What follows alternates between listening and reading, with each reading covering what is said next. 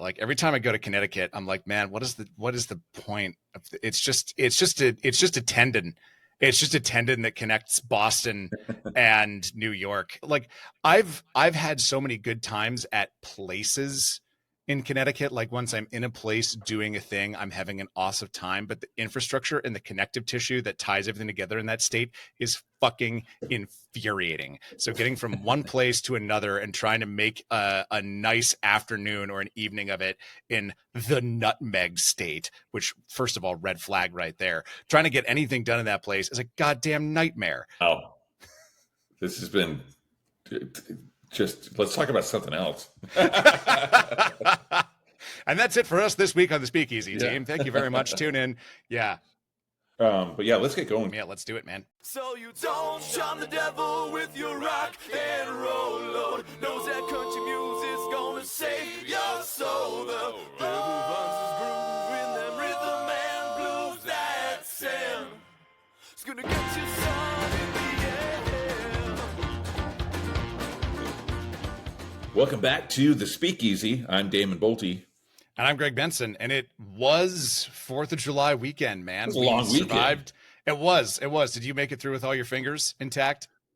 Yeah. I mean, you know, nice. It's always questionable. It doesn't matter what holiday it is. But no, yeah, Damon had a rough Arbor Day last year. Just like Arbor Day is fucking crazy. Gone, man. No, I actually loves trees. There's a guy who pulls up in a Sprinter van outside, and this sounded creepy to start. I really want to know where this story is going. You did not prep me about this in the green room. There's a grocery store in Fairfax Market, close to where I live. And there's a guy who, like, every Sunday he pulls up in a Sprinter van. He's got, it's like in the Life Aquatic where he's showing, like, look, let me tell you about my ship. And then he walks through the ship and they get to the kitchen and he's like, and this is a kitchen. This has probably the most technologically advanced equipment in the whole ship. That's this guy's Sprinter van, like, in just as knife sharpening. And so I took all my like Japanese, like, awesome chef knives and got them all sharpened. And yeah, there's my wife Jamie and I both have been like a lot of close calls with our fingers. It had nothing to do with fireworks, but we've been like, definitely the kitchen's been a really danger zone lately. But no, but the 4th of July, we kept pretty chill this year. I did my thing where I only eat hot dogs and corn dogs for, like, you know, the entire duration. The corn dog cleanse. Yeah, that's the corn dog cleanse. To me, it's still the perfect food, but that's another episode to get into the depth of that. But yeah, we actually took it pretty easy this year. I don't know, man. It fell on a Friday. We just kind of took advantage of like a 4-day weekend, you know, and I don't know. It was pretty nice. And yeah, what did you do? Did you go to a wedding? You're always going to a wedding. It seems like. No, but I got one. I'm flying to one directly from Tails in a little bit, so that'll be fun. No, I just went up to a beach house and chilled with some friends in Connecticut, the Nutmeg State, baby. Woo! So, you know, That was cool. That was chill. Same as you, just kind of, you know, hung out, checked out for a little while, put the phone down. I didn't have to charge my phone for like 2 days, which I was just like, no wonder I feel so unstressed. I'm not looking at this doom slab all the time. But week before that, speaking of, you know, I got real patriotic the weekend before and I haven't gotten a chance to mention this on the show yet, but I do want to give a shout out to the city of Colonial Williamsburg, Virginia, that had me down once again for their 2nd annual wine and whiskey festival. I was teaching some really cool classes at the Amber Ox down there. Shout out to that team. Those guys rule. In their new sort of speakeasy lounge that they've set up. The last time I was there, it was just a bunch of old brewing equipment in this room. And now they've turned it into this really nice kind of parlor setup. So I was in there, you know, walking through the history of some classics, some modern classics, and just loving it, man. It's cool to see that town make strides away from a reputation that I would describe as pridefully boring when I lived there 15 years ago, and really kind of be, you know, experimenting, doing some cool stuff, bringing in rad forward-thinking intellectuals like me and other people to make it into something that I think is both honoring the fact that the town still cosplays like it's 1776, but realizing that it doesn't have to be stuck there. So that was fun to see. It's always nice to get a chance to go back there and shout out and thank you to everybody involved that made that happen. That was cool. You said before the show that Connecticut is the tendon that connects Boston and New York City. I did. I deliberately said that before we started rolling because I didn't want the state of Connecticut to be clear, I wasn't insulting any person or establishment in the state of Connecticut. I said that everything that connects the things in Connecticut is infuriating to navigate. Well, that's why it's Connecticut. Yes. Oh my God. That's how you spell it. Oh my God. So I got to take a minute with that one. That's yeah. But I mean, like, what's more American than pizza? You know, go to New Haven. Are you Sally's or Pepe's? Like I often ask that question for Connecticut people. I don't know. I like both. But anyway, so yeah, it's cool that you got to go do those things. It's cool that you got to chill out for the 4th of July. Usually it gets a little crazy. I was like, you know, to be honest, like since BarCon at Brooklyn, I've been taking a break from drinking. And so that's been really interesting. You know, in the summertime when there are occasions such as the 4th of July, which is like, you know, known as like a pretty big drinking holiday. But I found, you know, we have a lot of guests on the show from the NA space or the low and no space. And you know, my refrigerator is just full of like a bunch of different types of non-alcoholic beer and cider. And, you know, my liquor cabinet these days is just like bitters and NA spirits and like vermouth, aperitivo type things. So it's been really interesting, like seeing what's out there and like going in depth, you know, and there's some really cool stuff out there right now. And one of the other things I've been like, they call it California sober out here. So I've been kind of like checking out some more of like the functional beverages as well. So I'm really excited to have the guest on that we're having today. I have, full disclosure, already tasted everything that was sent to me. So I'm not tasting anything live on air, but I have a strong memory of everything because there's no alcohol in it to make me forget. So anyway, without further ado, Darnell Smith, welcome to the show. It's great to have you here. Thanks for having me, guys. Yeah, man. Yeah. It's our pleasure. And I'm also super stoked to have you on here because I you know, fold cards on the table ahead of time. Marijuana and I do walk different paths through this world. I do sometimes say out loud and to myself, I'm like, I just wish I liked getting high more, but it just doesn't sit the same way with me that it does with other people. I can't, maybe I'm just not a mellow enough person for it, but I'm super stoked to have you on the show because for a while there, a really, really long time, THC, hemp infused marijuana beverages, whatever you wanted to call them, they sucked.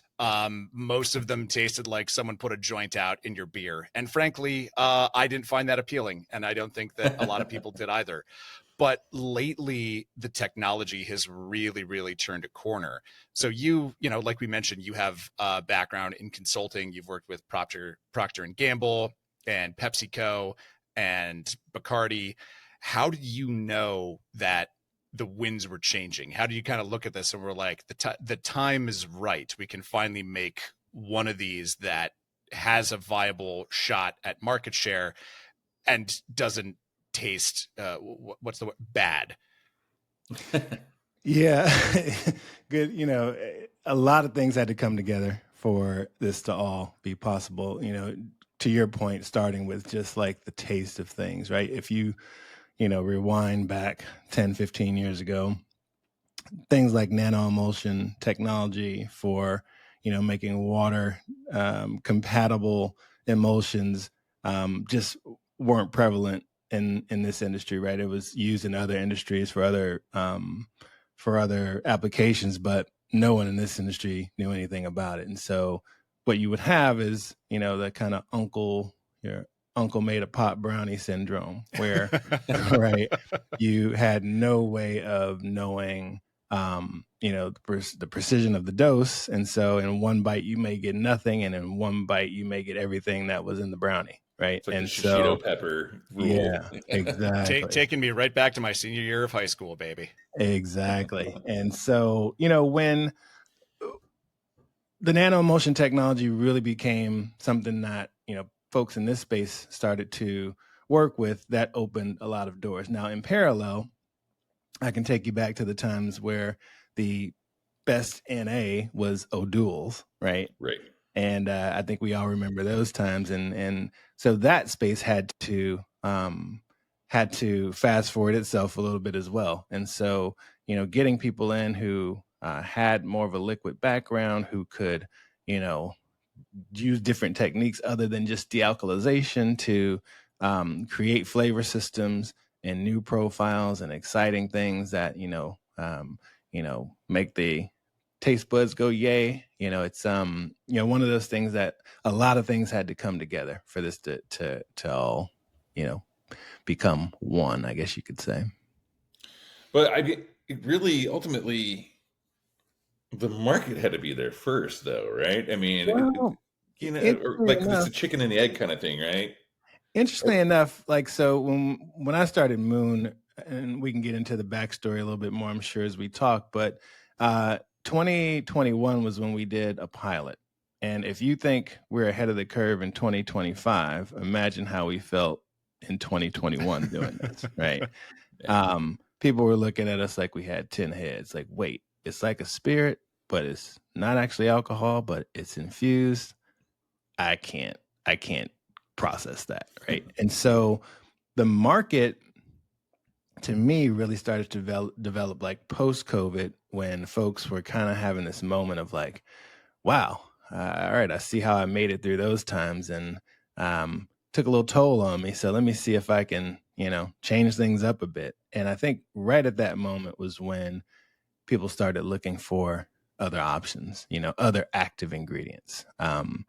And, that's when the market showed up. But for a lot of us who were innovating in the space, we kind of had to bet on just a feeling. And obviously I had some data, having come from the industry and kind of seeing the trends of how, consumption was trending. And it's not, these are not just cyclical things. There's some systemic things starting to affect the space.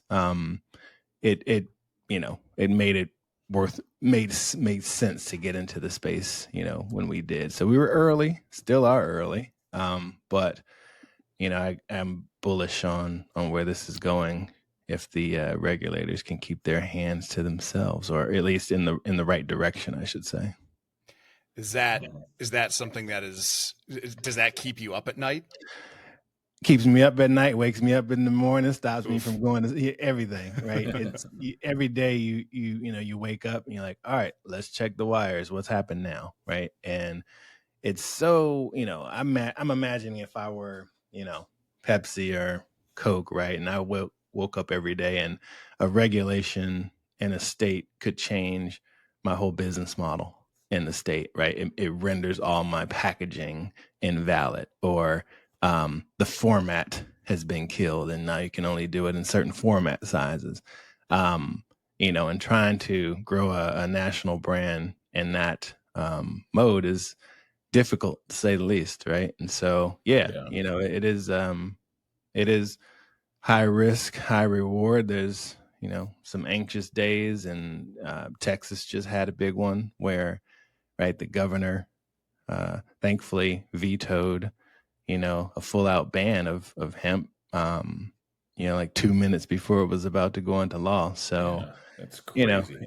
Every day is an adventure in this industry. Well, there's that too. It's like, I was mentioning to you before the show that my buddy Lucas, he does consulting for and product development for THC hemp beverages. He's like part of the Hemp Beverage Alliance, in the Oregon Brewers Guild and all that stuff. And but when I was talking to him about this industry, he said that like half his day is spent on LinkedIn just reading articles from state to state about like really like weekly changes in regulations, like in all states. And that's like, it takes up the majority of his time just keeping up to date on what you can and can't do, or what you can do now, in certain places, and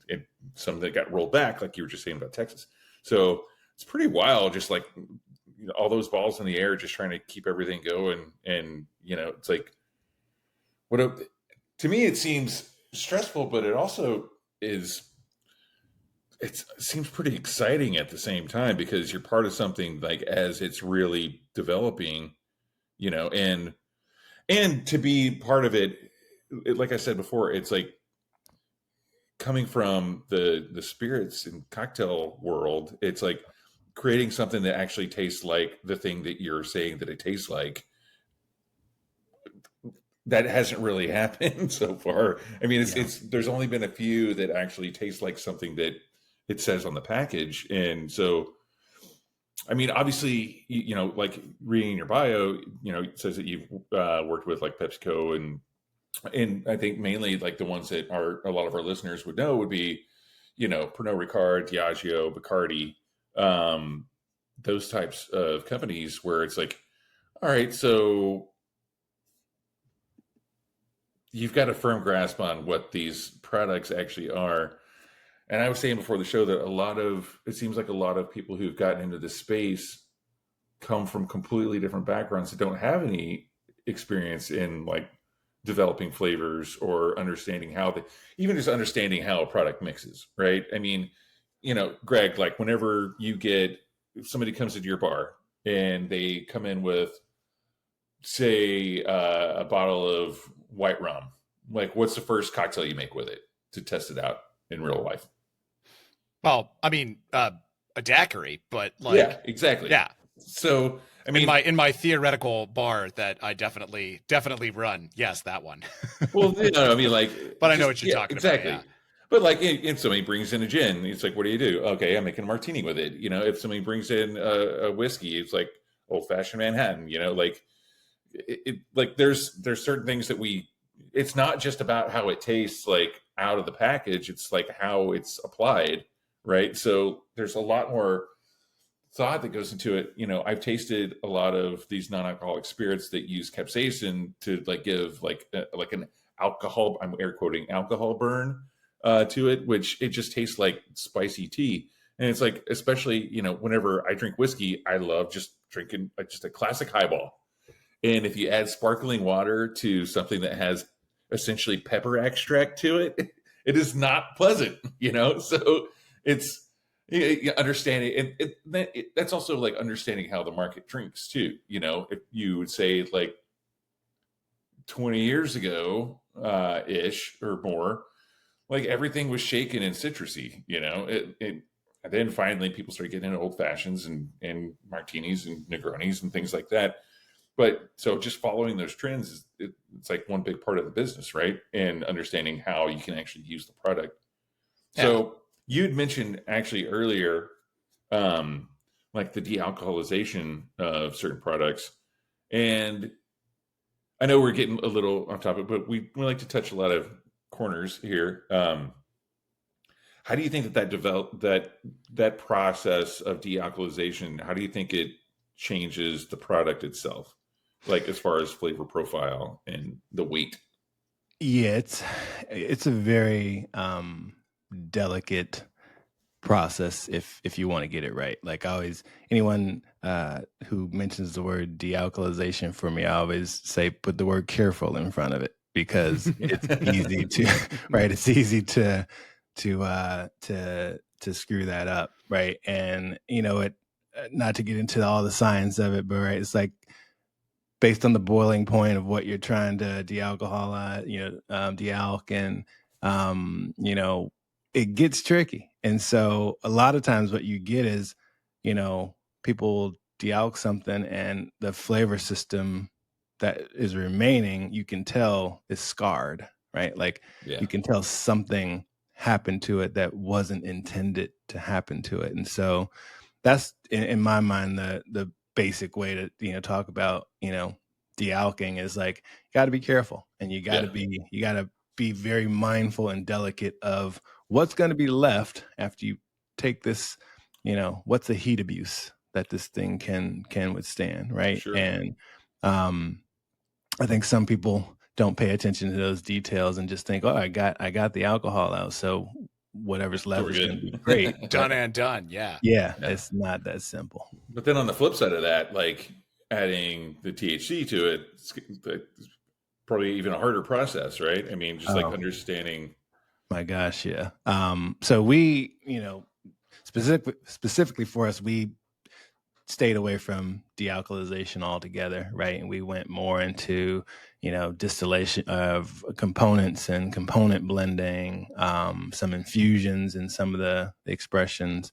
I think there's many ways to do it, and it really depends upon what you're trying to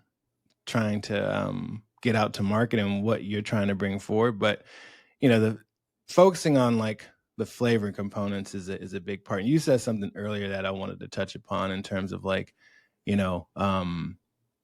how does I forget exactly how you said it, but in the terms of gosh, what was it? And I don't want to butcher it, so I'm trying to remember how you said it in terms of the production, right? And putting in different. No, I lost that thought. I'm sorry. Yeah. Well, it was what was kind of like. I mean, if you were talking about something that I said, the question that I kind of wanted to ask was, if you were talking about something that Damon said, we're just going to have to like go back to the tape. No, we'll get it. We'll get it. Ask the court stenographer to go back. But like, the question that I had was, your product is you sent around I don't even know if I have to air quotes this or not, like a gin, tequila, and I believe a whiskey was the third one. Like I said, I'm not a big pot guy, but I gave it to a friend of mine who loves pot, and she gave it a huge, big old thumbs up. But my question is not just how do you make those, because I'm very, very curious about how you get those flavors, whether it is de-alking or whether you're kind of like trying to ape those kind of like clean, grassy flavors, the agave that you get from a tequila, for example, but also just kind of not just how, but why. Like, why not just make something that's pot flavored? Like, why did you feel it was important to make inroads into this market by giving people something they already knew and were familiar with? Yeah, that's a philosophical thing that I think every founder has to deal with, right? For me, I didn't want to add the extra layer of complexity on trying to educate someone on a cannabis spirit. And a lot of my peers have gone that route. And I think when you get into the mixologist and bartender community, a lot of times it's like, okay, well, it's kind of fruity, it's kind of sweet. It's like is the first thing that comes out of most people's mouth. Right? I'll admit, I love the flavor. The sensation, maybe not so much, but like the flavor of marijuana, I find very, very pleasant. Yeah. And so people are trying to, create new avenues. And I appreciate that. For me, I said, no, you know what? This is going to be difficult enough to understand at the outset. So I want to stay near to the vest in terms of doing things that people are already familiar with. So when I walk into a bar and I'm showing this to a bartender, the conversation usually goes like, all right, are you familiar with gin? Yep. Okay. Show me all your gin-based cocktails on your menu. Take this, replace the gin, and tell me what you think. It just that simple. I'm not like, this is kind of like a citrus, and so it's just a different philosophy on how to go about it. We chose to, do things that were familiar and plug and play so that, again, we could make this as easy and as foolproof as possible. I think, Damon, you said it, right? Like, the first thing you think of making when you get a certain spirit is X, right? And so we want to take you right there. Well, you can't. And, like, and, I would and say, go ahead. And I remember what you were saying before. It's, it's about, does it taste like the spirit right out of the bottle, or does it sing in its final application? I think that's what so many people get wrong, is that, it's fool's gold to try to make something that doesn't have ethyl alcohol in it taste exactly like it is straight out of the bottle. So for the longest, when we were developing this, that was what we were trying to do. We were trying to be like, okay, how close does this taste to gin versus what is this going to taste like in the cocktail once it has ice, once it has citrus, once it has, all these flavor components. Variables. right? I mean, there's And temperature, there's dilution, there's, so like, many. even like if you're making a martini or a Manhattan, it's like, oh man, well, how's this vermouth going to play? Like, How's it gonna so play? there's so many different ways that, and even like, I mean, this, I don't want to get too weeded here, but like, get it, too in the weeds. That's the name of the show, baby. That Yeah, is it. in the weeds. But if you talk with somebody like Sacha Petrasky, he would say, like, the cocktail has to be perfect from at the first sip. And then you talk with someone like Julie Reiner, and she's like, I want that thing to be perfect on the last sip. So there's like a certain like dilution strength kind of ratio that certain people, and it's different, and that's like the fingerprint that a lot of, people will put on their dishes and beverages and stuff like that. So, I think you're right to do something like this. And that's why I was drawn to it initially too, is because a lot of the like functional beverages, they just taste like whatever they decided probably when they were stoned. Like, like, let's make it taste like a pog, like we're sitting on a beach in Hawaii. I'm like, you know what? First of all, like if I don't have Loco Moco in a pog and it has sand in it from the beach in Hawaii, like it doesn't make any sense to me. But yeah, this is like, like I said, I'm very excited about this product, based on my own personal experience, but also for you and for the industry. I think it's like right where it needs to be. There's, we did mention before, like certain state by state regulations and what that means for where you can get this product, and like, can you order this at a bar, or is it a state where you can just get it at a store or dispensary or whatever and take it home and play mixologist at home, which actually you mentioned, like starting in 2021, a lot of people were making their own drinks at home at that time. So I think there's also, I kind of want to mention this too. Either people during COVID, drinkers, some of them got bored with drinking because they were drinking too much. Either they were drinking too much or they got bored and they were like, you know what? I just want to try something different that's not killing me, and that's the thing. And to Greg's point too, like, I'm not a huge, like, I've always been I have an identical twin brother who lives in Fairfax, and he's always been the pothead and I've always been the drinker. And when we switch, it's just not good. But the thing is, what I found about products like this, specifically this one, is that you had mentioned before about the brownie thing, about like you get one bite and it doesn't have anything in it. The next bite, it's like everything, like your weed butter just happened to end up in a clump on that one bite.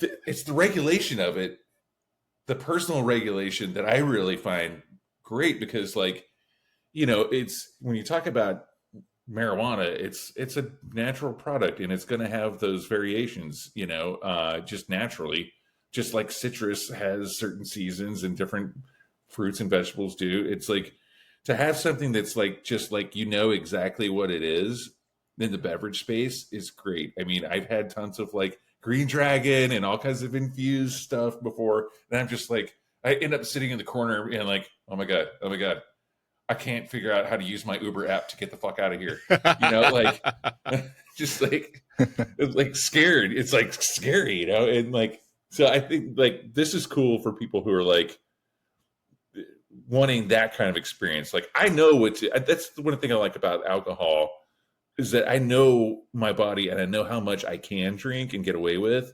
and like how it's going to affect me, what to drink through a meal, before and after, or like mowing the lawn or whatever it is. And so like the guesswork is gone there for me, for my experience. But like with something like this, it's like, it was really easy for me to make a cocktail with it and be like, oh my God, I can totally cook dinner right now and not cut myself with my very sharp knives, or whatever. Yeah, there we go. Like, coming back to you having all your fingers there. Yeah, exactly. It's called a callback in the biz. There we go. Yeah, exactly. We got there. But yeah, like, I kind of want to, want to ask, because we're kind of talking about comparing this to alcohol here. You mentioned that you wanted to talk about like how your products are kind of coexisting with alcohol in the alcohol space. Do you not see them as competing? You know, of course, there's limited room for what people drink in a day. So in that sense, yeah, of course, everyone's competing for our consumption moments. But if I zoom out, to me, and someone, you know, posed this question to me before in terms of like, you know, are you anti-alcohol? And I'm like, if you knew how much money I've made off of my time in alcohol, you would take that statement back, right? There's no way possible I could be anti-alcohol. I'm just more pro-choice. And I think the longer alcohol has had a monopoly on this social lubricant moment forever. And I think we're approaching a time now where that monopoly is starting to loosen a bit and people are finding other active ingredients that can get them where they want to go. And so that's how I look at it. I look at it, this is additive, not it keeps people in that social moment. It keeps people, you know, a nightcap, or it keeps people just, I need to round the edges, or it keeps you in that moment without it always having to be alcohol. Is really how I look at it. And so do they compete? Yeah, for occasions, sure. But like, I think they have a great chance to be, you know, kind of buddies in the sense of, you know, I think most people who partake probably still drink alcohol. You know, I think all the headlines will have you believe that, you know, people have just gone, you know, teetotaler straight to this. But in my experience, people, you know, are switching back and forth day to day, month to month, quarter to, you know, everyone has their own time frame, and sitting at the bar in the beginning, starting with alcohol and ending with a, you know, infused drink. So I just see it as a lot more fluid than, you know, versus. I just look at it as this is a new lane in which adult beverage has gone. Totally. I mean, I think like, you know, like mentioning low and no ABV, that's also part of it as well, you know, and, you know, there's definitely something to be said about having those options, right? So like, you know, if you do want to be like, say, well, for instance, like you've got to catch a flight after this, like if I had an early morning flight, like I did to go to BCB, and the day before was my birthday, I was not able to party like it was my birthday, you know. And this, I saw you the day you got to BCB. You made up some good ground though. Don't be too hard on yourself. It was a long David. flight. You've still got it, baby. You had a chance to recover. But no, I mean, like, you know, that this kind of thing is perfect for those situations where it's like you don't want to like be hungover driving to the airport at 3 a.m., you know, or whatever. You know, I mean, like that's just one of many, many, many, many examples. I just think it's, you know, it's just an exciting time. You know? You guys mentioned something before, like everyone's path with it is different. Like I think about my wife. My wife probably, Greg, is kind of where you were with it, you know, a few years back. But as she's been around this more and more, she's found her usage occasions for it, right? And for her, it serves as a nightcap. It serves as a moment that kind of replaced her glass of wine after the kids have gone to bed and have worn her out all day, right? She's now replaced it with this, right? And so it's in the comfort of her own home. You know, she can kind of zone out, right? Now, would she ever do it in an on-premise setting? Probably not, right? Like that's just not her thing. So I think everyone has their own journey with it. And I think it evolves over time and your tolerance changes. You know, Damon, you said it best. Like we have, as a human species, we have thousands of years of experience with alcohol baked into our DNA. Arguably, we probably have similar amounts baked in with marijuana. It's different, right? Drinking it is different than inhaling it, is different than eating it, right? Like different parts of your body are processing the cannabinoids. So I just think everyone has their own journey with it. And, you know, like Greg, I've met people like you who, you know, the first time I talked to them, like, it's just not my thing. But over time, they've kind of found a place for it in their repertoire. And it may not be the thing all the time, but it's something that it becomes an option. And to me, that's what makes me so bullish on the category, is just seeing the different swath of people that get into it, from my mom and her friends to, my younger cousin who, hosts parties and shares this with all her friends all the time, so it's really amazing to see how people have, gravitated to a new option, the fourth category, as we call it. Yeah. Well, and that actually is the lane that it operates in for me. That's its niche in my sort of, the ecosystem of my life and my mind. Is I probably wouldn't enjoy this at a bar, because I'd probably get halfway through the drink and be like, I got to get out of here. Everyone's looking at me. We've all seen it, right? Yeah. But like, if I am, say, like out at an event or like working late, and I get home and I just hit that 24-hour taco truck at the end of my block, and I come home and I'm exhausted, I'm like, what would make these tacos even better right now? A little bit of that. So that is definitely where it is for me. Yeah. Without getting too much into the secret sauce, though, like how, because you mentioned like, eating it is different from smoking it, is different from drinking it. Let's get a little into the weeds, as we were saying, on kind of, you touched a little bit on the formulation of this. How did you sort of come up with the recipe, and how much of it was you having to reinvent the wheel versus looking at, okay, so this is what we're doing to make a gin, and this is what you do to make, say, a gummy. So we're going to kind of mush these two ideas together and see how it goes. Yeah, I think for me, I started with an idea, and then I said, I know my limitations in terms of, where I'm at with it. So I surrounded myself with the professionals I needed, from food scientists to mixologists, that in my, I respected their palates and could take some ideas that I had and bring them to life. So that's really where it started. But in terms of, it's a lot of trial and error, right? And you can start with very basic ingredients, and you can spend half your life searching for rare ingredients that will deliver something that you're looking for. And I think for us, it ended up being a combination of the two, right? And you think about the expressions that we launched originally, and just recently launched our our white rum, we call it Barbados Blanco. Again, it was like a treasure hunt to find the flavors that we really wanted to include in it. And I tell people it's kind of like an equalizer, right? Like, I remember sitting in meetings with our formulators and be like, nope, 20% more on the X. Take this down 5%. Nah, that's just not right. Come back with this. All right, we need to scrap that all together. That is just destroying the flavor system, right? And so, for us, we were, in the botanical infusion space. We were in the distillation. We were doing flavor extraction. Like I said, we did not do de-alking, but we tried everything for each of them. And it really became, I remember, I think we were on like round 52 with the tequila. And we were like, okay, we got it. Right. And right. And it's that, that's what it takes if you really are being thoughtful about what you're going to put in a bottle. It's easy to just say, all right, give me something that tastes like right.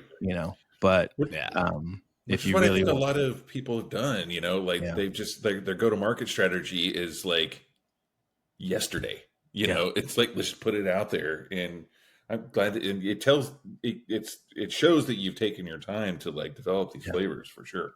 Yeah. We had a decision to make. Did we want to be first, or did we want to be best? And I think for me, it was an easy decision. We watched a bunch of people zoom past us a little bit, right? But in my opinion, with, far less thoughtful products. And so time will tell. How did you test out the Barbados Blanco? Was there any particular cocktail that you used to try? To Greg's point, it had to work in a daiquiri. That was the first thing. Daiquiri, right? The daiquiri test. The daiquiri test is because it's so simple that, like, unless you got some off limes or Yeah, your simple syrup concoction is off. Like, it's gonna tell you what you got pretty quickly. Yeah, it's not a pina colada or a hurricane. There's nowhere for that rum to hide. Basically, nowhere it's for got it to to do what it's hide. going to do. Yeah. Nowhere for it to hide. And then you'll go to something like a pina colada because you want to see, can it shine through? Will it be muted or lost in there? And so you go there to see, like, okay, does this product actually add a note to it, or are we just trying to hide it in here? And then, you got things like mojitos and rum punches, all sorts of things you can go to see, okay, where does this fit in the glass? And it's funny because when we have people taste these products, we typically have them taste in a cocktail form first, and then we say, okay, now I want you to taste it neat because I want you to place it in the cocktail. And a lot of times that's an unlock for people versus doing it the opposite way, because we designed it, for the cocktail. And so when people kind of taste it that way, it's kind of like a light bulb goes off, I think. Totally. Yeah.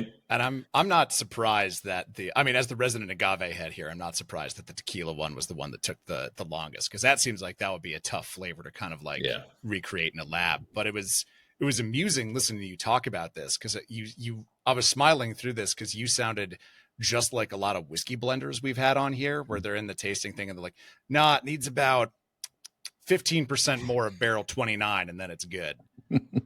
That's how it goes. And I've had a good time in the whiskey space. I had the pleasure of working on a brand like Angel's Envy for almost a decade, right? And right around the time when Bacardi got its hands on it, we were brought in to kind of help bring it to the masses. And just being around that type of environment and care, I think just you become it, right? And you start to really think like that, and you see why it yields better products. So yeah, it really becomes a labor of love. And then to Damon's, to your point, and then you blow it all up when you try to put the emulsion in there. Yeah. Right. And that took us a year and a half to figure out how to do that, because we didn't do it at the same time, because we were actually working on a non-alcoholic, non-infused spirit first. And then the fork came in the road where we said, okay, we're going to also infuse this. And wait. So that was a pivot. This didn't start out as a THC brand? It wasn't a pivot. It was planned. We said we were gonna create a nnabis. So the backstory on how this all started: my counterpart on the Bacardi side at Angel's Envy came to me in 2017, and it was dry January, and he was like, "I'm thinking of starting a NA spirit." He's like, "You want to join me?" I'm like, "Heck yeah!" Right. This is before I even and our third partner, who's a food scientist, we met at Kentucky Derby, right? Because that was Angel's Envy's big hoo-ha every year. And I remember we met before the Derby, and Sam comes and he's like, well, because Jim had asked for a whiskey, like, can I have a non-alcoholic whiskey? And Sam was like, well, I couldn't do the whiskey, but I did make a passable gin. And from that moment, we knew we had something, right? This is before the Ritual, the Liars of the worlds even came out. And so fast forward to COVID time is when, I was making my Green Dragon tincture still back from 15 years ago, when I was doing it when I was working in spirits, because I was trying to regulate my own intake then. And I was making a batch of it in the garage, and my wife came out and she's like, you should do something with that. And I'm like, do what? And she's like, I don't know, you're the smart one, figure it out. And walked away. and now that's support right there. Yeah. And so that was a swift kick I needed. But that's when the two ideas kind of collided. Like, oh, wait, I'm working on this NA spirit. I just got to figure out how to infuse it. It sounded simple at the time. It was not. Right. It ended up kind of being its whole own beast easily. But, that was a big learning experience. Like, you can't just throw emulsion in something and expect it to work, right? And so, and I think that's what a lot of folks have done. It's like, so if I had to do it all over again, I would have done them in parallel, but that's not how it worked. But we got there. Yeah, well, I mean, you just described the sensation of starting any business, where Yeah. the two thoughts everyone who starts a business has are, "Oh my God, this is such a genius idea. I can execute this no problem." And the second thought everyone has is, "Oh fuck, what have we done?" You know? What have I got myself into? Yeah. Yeah. Well, I want to talk a little bit about, zoom out and talk a little bit about the business of marijuana in general. Because a big push, like when a lot of states were legalizing, like last decade and into this decade, a big push and part of the pitch was, and we're going to make sure that when we're giving out licenses to sell this stuff, we're going to make sure that, the Black communities are in line first, because they've been over policed and over prosecuted for this. Yeah. And that's just fair that now that we're, taxing this and making money off of it, that they get a chance to profit off of this thing that we've been persecuting them for. It sounds great. I'm all for it. But I look at all these beverage giants and private equity firms that are pouring billions of dollars into these groweries, and I can't help but wonder if that's what's really going to happen here. And I'd love to kind of get your thoughts on whether or not we're actually putting our money where our mouth is there. Yeah, we probably could have done a whole session on this, but I know this Right. this is one of those shows where I'm like, damn, I wish we had a Joe Rogan level of time to do this podcast. yeah. It's kind of like anything else, right? Like, things can sound great on paper, but the proof is in the pudding. And I would say, I'm happy that it felt like the intention was well placed, in the sense of like recognizing how devastating this has been to a specific community, and how it's almost been used as a weapon, right, to destroy families. Is just sad to think about. And so when the push for equity came, it was a welcome thought, but I think those of us in the community kind of looked at it as everything else. It's kind of like, okay, well, put your money where your mouth is.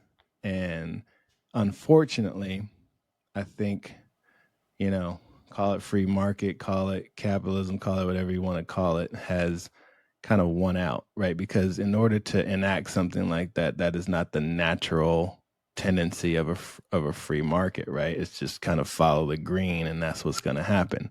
This had to be a very intentional effort to say, we're not going to do that this time. And I think folks wanted that to happen, but I think if you look at the results, the greenback still won out. And as sad as that is, now there's pockets of,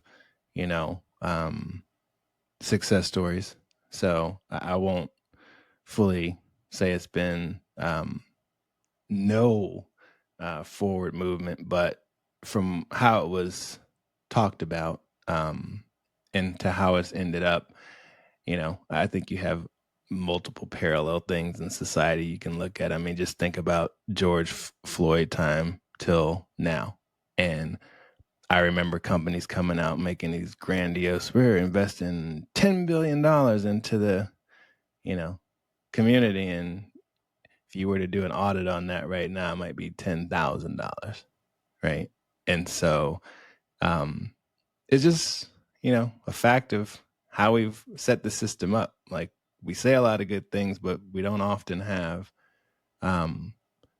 good execution in making sure these things come to fruition. And so I would say this is yet another example of maybe starting with good intentions, but not fully executing on what it was actually going to take to make this something that would be lasting and something that would be, beneficial to the community. Yeah. It's, I mean, speaking at it from my end of looking at how the queer community is kind of like, there was like, I think like fucking Raytheon had a pride float in like 2017 or 2016 or something like that. And now, it's radioactive again. And I was saying to people, it's like, man, capitalism really shows you who your real friends are sometimes, doesn't it? It sure does. Sure does. Yeah. So I'm still hopeful. And folks like me are like a bull in a china shop. I could care less, right? I'm gonna find my way no matter what, and I'm gonna help as many people as I can along the way, and try to live that equity, right, and providing opportunities to folks who maybe wouldn't otherwise get them. But sometimes it feels like a lonely road, so something you wake up with every day and you say, all right, I'm going to do my absolute best to be part of the change and not be part of the problem. Man, you wake up stressing about that. You wake up stressing about like regulations in 50 different states. You must not need coffee. You must be like up and your heart's going at like 120 BPMs, right? It's like, when the alarm goes off, man. I'm ready to go every day, but I will tell you, over time you learn how to, compartmentalize it just like you do anything else. And Damon can tell you, I live out here in Marin. I call it the bubble. Like, we have redwoods taller than you can see. We got beaches, we got hiking trails, we got everything in one place that allows you just to keep things in perspective too. So yes, it is anxiety producing where we sit, but at the same time, I'm pretty good at keeping the main thing, and that's just, staying focused and staying grounded. Keep it the moon thing. Yep, that's right. That's right. Well, I was going to say, like, you get high on your own supply whenever you get stressed out. So exactly. Well, let's not end on a downer note. I want to talk a little bit about like where you might see this business going, because as we've talked about, the technology and I think customer expectations have both really made huge leaps forward in the last 10 years. And I want to know sort of where you see this going for all different what are we calling them now? Alternatives. Is that the word? Is that the word y'all are using? I think that's a good word. That's what we use. Yeah, and I like that. Yeah, and I like that word because, like I've said a lot so far, I'm not a big pot guy. Mushrooms, on the other hand, if there were to be a mushroom alternative that tasted like tequila out there, I would be lining up like it was the PlayStation 5. So where do you, from where you're sitting right now, see this whole field of alternative beverages going? Yeah, I think the toothpaste is out of the tube. I'll start there, in the sense of you're going to have some oscillations of pullbacks and bans and so on and so forth. But I think we've gotten to a point now where enough consumers demand this, that the long arc of this is going to be that the regulatory environment eventually sorts itself out. I think, for the beverage side, is probably found a friend in big alcohol, slowly but surely, right? And just a few things had to happen for that to come together. But, I think long term, you can look at this as kind of like the different waves that we've gone through from, when wine in the 90s became not this stuffy thing from Europe, but like an approachable everyday consumption, when the craft beer movement of the 2010s or so, right, that became, I think you're looking at the next where this just becomes accepted. It becomes, just part of our repertoire and part of our tool belt. So I'm bullish on the space. I don't think it's going to be without some pain along the way, obviously. Just even sitting in here in California, we're dealing with a ban, right? And it's larger than beverage, right? Like, the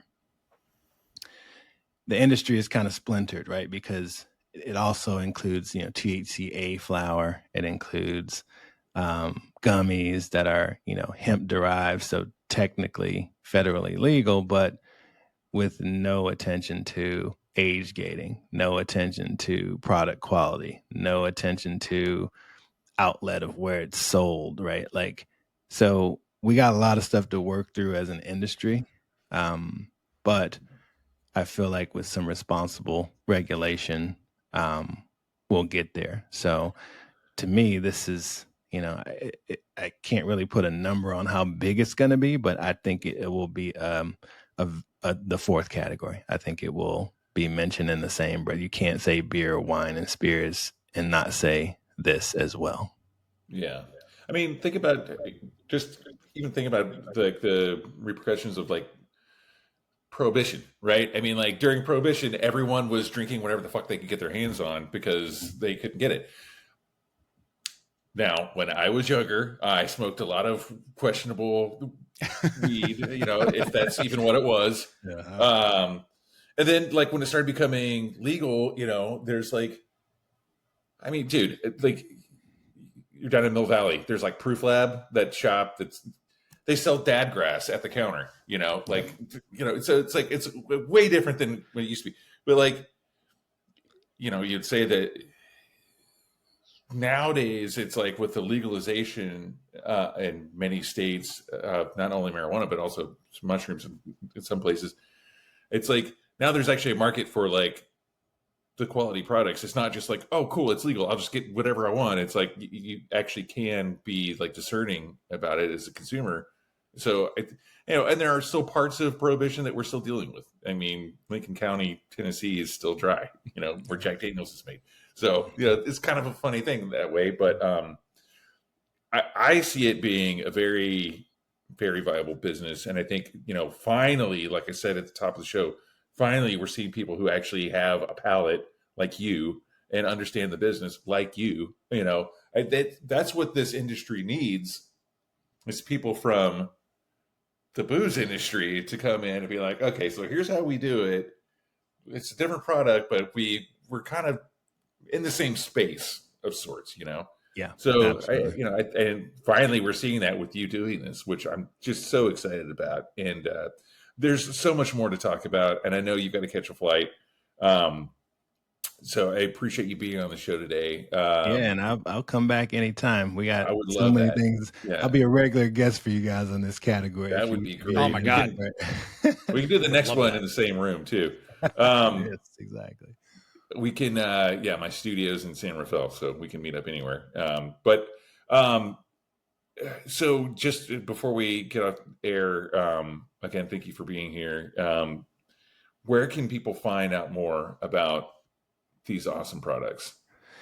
Yeah, best places to go to our website at Enjoy Moon, spelled MXXN .com. And we got a good story up there to kind of, let you know why we're here, what we stand for. I think you'll quickly see the quality shine through. And and then obviously you can find us on social channels. You can chase me down on LinkedIn. I'm always talking to consumers who have random questions about, hey, when you did this, did you do, so I'm pretty open book in terms of, answering questions, because it is confusing, right? Even down to a lot of people have questions on like, what's the difference between like regulated cannabis and hemp, right? And explaining that to people it takes a while, because they're like, wait a minute, so it's the same plant? Yeah, it's the same plant. It's the same molecule. Yeah, it's the same molecule. Well, what's the difference? The government made a distinction on like what is hemp and what is marijuana. And so if you take it from one, you're good. If you take it from the other, you got to exist in a whole different system, right? And so, oh my God, it is really confusing. I mean, like I work in bitters, and so like bitters is really, it's like, wait a minute, but it has alcohol in it, right? But it's not considered an alcohol product. It's with the FDA, not the TTB. It's like, all right, well, then it's like potable bitters, non-potable bitters. You can pote anything. Exactly. And this is why I sell sugar, guys. This is why I'm in the sweetener business. It is no one is, well, I mean, I'm not going to say that into a live microphone and tempt fate. That's going to do it for us this week on the Speakeasy, everyone. Darnell, thank you so much for joining us. Really, really appreciate you being in here. And if you want more of the Speakeasy, you can find us on YouTube. We're at youtube.com/@speakeasy.podcast. And if that still isn't enough to slake your unquenchable thirst for the three of us, you can become a regular on our Patreon. That's going to give you lots of exciting perks like sponsor-free listening, cocktail recipes from all of our guests, and say it with me, a free cocktail kit every month from our friends at Shaker and Spoon, who recently launched their Speakeasy Episode 2 box. There is one drink in there from each of us. Mine commemorates the horrific all berries accident of 1995. Yes, I am keeping this bit going all summer long. It's here. You're on my show. You just got to deal with it. Exactly. I also want to announce that we have 2 other exciting perks we're announcing for our Patreon regulars. The first is a monthly after-hours hangout where Souther and I and Damon, where permitting, will be hanging out live and taking your questions while having a few drinks. That's coming up later this month, date TBD. But if you want to be the first to know, you can sign up and become a regular today. And later this summer, we're going to be doing our first annual Ice Week. A la Discovery Channel's Shark Week, we're going to be dropping a week of bonus episodes during doing super deep dives into all things ice, just in time for a regular show to go on summer break during the dog days. We'll be talking about cubed ice, clear ice, crushed ice spears, a bar that uses no ice, and for every new regular that joins between now and August 5th, when our summer season ends, we will be donating all of that money towards a cause that supports our favorite type of ice, abolished. Finally, we have a listener survey out because we want to learn more about you, where you listen, how you listen, what you want to hear more of. And every week we'll be drawing a name of respondents at random to win a free bottle of Quixote Imports Agave Nectar. Our winner this week, drawn at random, is... I don't think they'll want me to say their name on air, honestly. But if this is you and you know who you are, congratulations, you won. And be sure to tune in next week when our guest is going to be Steve Schneider of New York's Sip and Guzzle, which is a hot new high dive concept here in Manhattan. We're going to talk about how those 2 restaurants and bars work together. It's going to be super cool to have him on. But for now, until next time. It's been a long time since Steve's been on the show. Oh, my God. I know. He's going to have a lot to update us on. So I'm excited for that catch-up session. So that's next week. Be sure to tune in. And until next time, cheers, everybody. Cheers. So you don't charm the devil with your rock and roll load. Knows that country music's gonna save your soul. The